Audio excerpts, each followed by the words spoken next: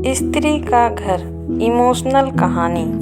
तुम्हें कितनी बार बताया है, मेरे तैयार होने से पहले मेरा नाश्ता तैयार हो जाना चाहिए। शादी के 25 सालों बाद भी मुझे क्यों बार बार एक ही बात बतानी पड़ती है? लता, तुम्हें क्या है? तुम तो आराम से घर पर रहोगी, मुझे काम पर जाना पड़ता है। तुम हो कि हमेशा बेवकूफ़ों जैसी हरकत करती हो। अगर तुम यह जानबूझकर करती हो तो याद रखना, मुझसे बुरा कोई नहीं होगा। आज भी प्रशांत का पारा चढ़ा हुआ था।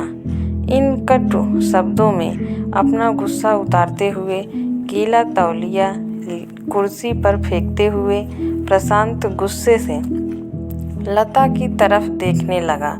लता के लिए प्रशांत का यह बेवजह का गुस्सा कोई नई बात नहीं थी।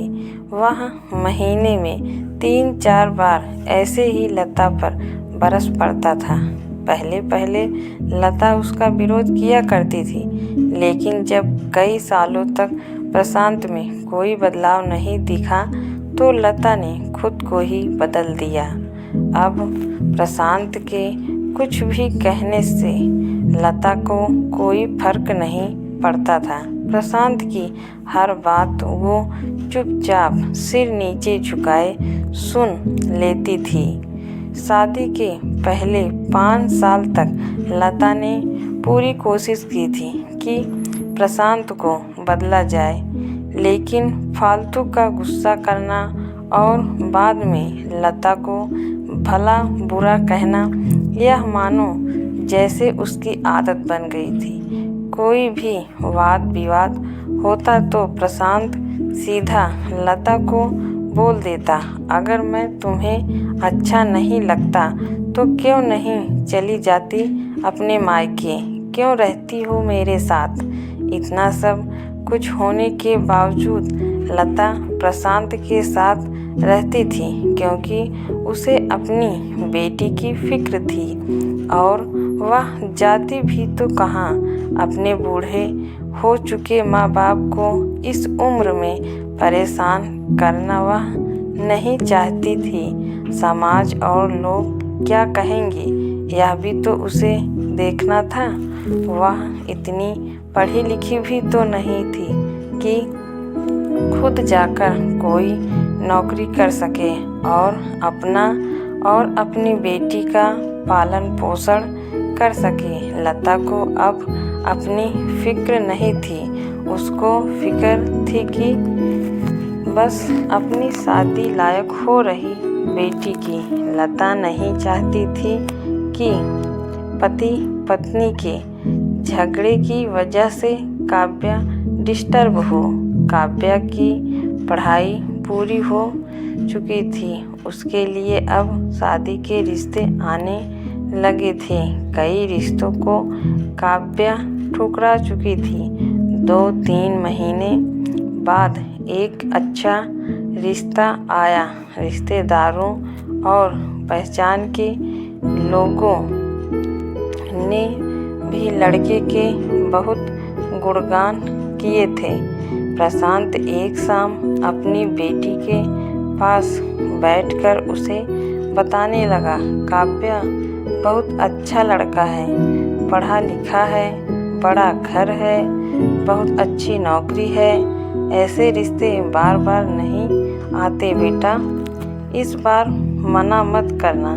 काव्या अपने पिता से ज़्यादा बात नहीं करती थी, शायद डरती थी या शायद नफरत करती थी, लेकिन आज वो अपनी पूरी हिम्मत इकट्ठा कर बोली, मुझे अभी शादी नहीं करना है पापा, मैं नौकरी करना चाहती हूँ, खुद अपने पैरों पर खड़ी होना चाहती हूँ। हाँ, तो उसमें क्या बड़ी बात है?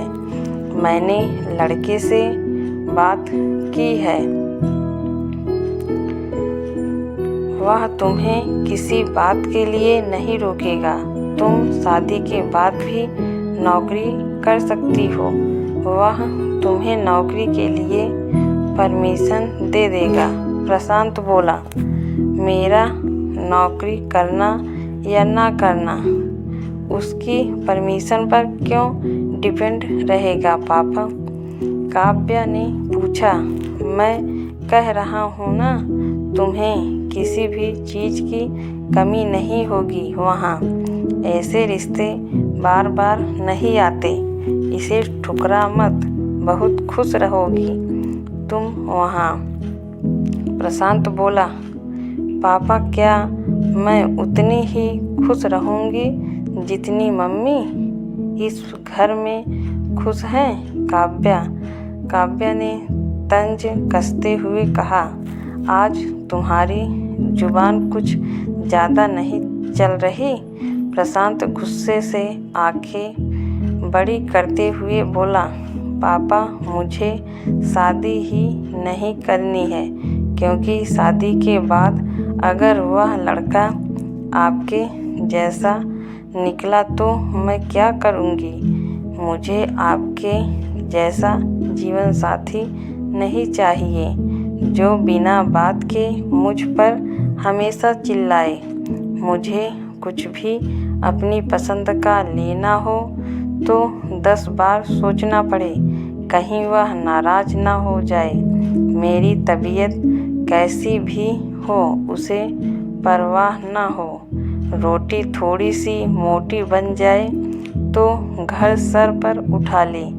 उसकी चेकबुक ना मिले तो भी मेरा ही दोष निकाले और हर छोटी मोटी बात पर मुझे मायके जाने के लिए कहे। काव्या ने अपना दिल खाली करते करते पापा से सब कह दिया।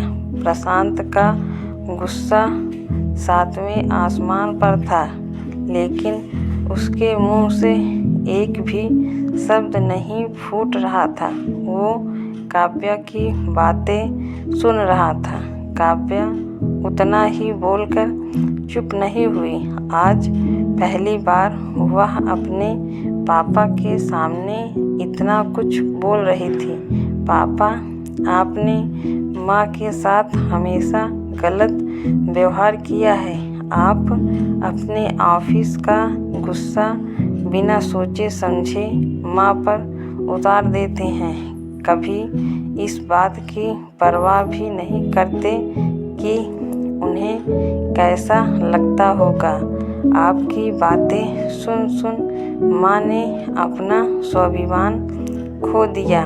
प्रशांत आज पहली बार अपने किए बर्तावों को महसूस कर पा रहा था। वो इतना ही बोल पाया, जो तुम्हारा मन है वो करो, मैं तो इतना बुरा हूँ ना? काव्या ने प्रशांत का हाथ पकड़ा और बोली, पापा मुझे सिर्फ एक सवाल का जवाब दे दो। क्या आप चाहेंगे कि मेरा पति आपके जैसा हो? अगर आपका जवाब हाँ है तो कर दीजिए मेरा रिश्ता आज ही, और ना है तो मुझे आत्मनिर्भर बनने दीजिए। प्रशांत कुछ भी ना बोल पाया और वहाँ से चुपचाप बाहर चला गया। आज उसे लता के सामने जाने में शर्म आ रही थी। चलते चलते उसकी आँखों से आंसू बह रहे थे। प्रशांत ने आज से अपने आप को बदलने का निश्चय किया। अगले दिन से लता ने अपने पति में काफ़ी बदलाव देखा। वह सोचने लगी कि जो हिम्मत काव्या ने दिखाई है, वह हिम्मत अगर मैं पहले ही दिखा देती तो शायद आज परिस्थिति कुछ और होती। अब काव्या पढ़ लिख कर अच्छी नौकरी करने लगी थी और 3 साल बाद उसके लिए एक अच्छा रिश्ता आया और उसकी विदाई पर प्रशांत बोला, बेटा तू हमेशा खुश रहेगी, क्योंकि तेरा पति तेरे बाप जैसा नहीं है। प्रशांत की यह बात सुनकर लता और काव्या की आंखों से आंसू बहने लगे। दोस्तों, हमारे समाज में औरतों को भले ही देवी का दर्जा दिया जाता है, लेकिन वह स्वतंत्रता नहीं दी जाती जो उन्हें देनी चाहिए।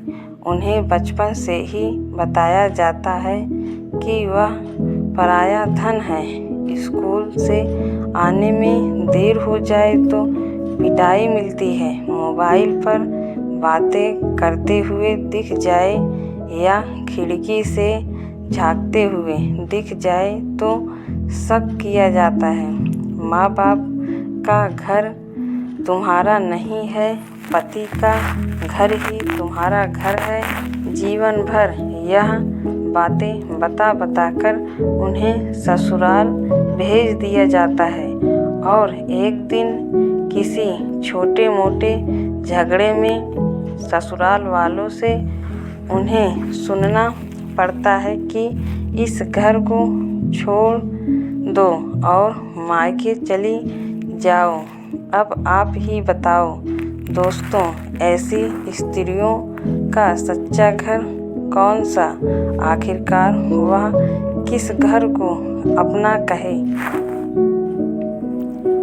यह कहानी आपको कैसी लगी?